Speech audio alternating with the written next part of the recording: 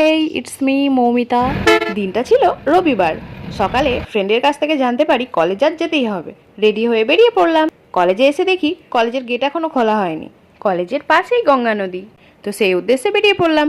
সেখানে গিয়ে দেখি এত সুন্দর মনোরম পরিবেশ, সকালের গঙ্গা নদী ও চারপাশটা এত সুন্দর যে মুগ্ধ হয়ে গেলাম কিছুক্ষণের জন্য।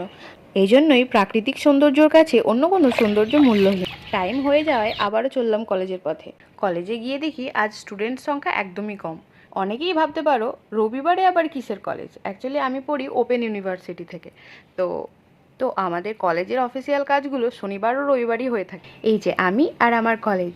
আমার কলেজের পরিবেশটাও খুব সুন্দর। এই যে বইগুলো পেয়ে গেছি, এবার চলে যাবো বাড়ির পথে। আজ স্টুডেন্ট কম থাকায় কাজগুলো তাড়াতাড়ি হয়ে গেছে। কলেজ থেকে বেরিয়েই পেয়ে গেলাম একটা টোটো, ও টোটো করে বাস স্ট্যান্ড। বাস স্ট্যান্ড থেকে সোজা বাসে করে বাড়ি। ভালো থেকো সবাই। আর ভিডিওটা ভালো লাগলে লাইক ও কমেন্ট করো।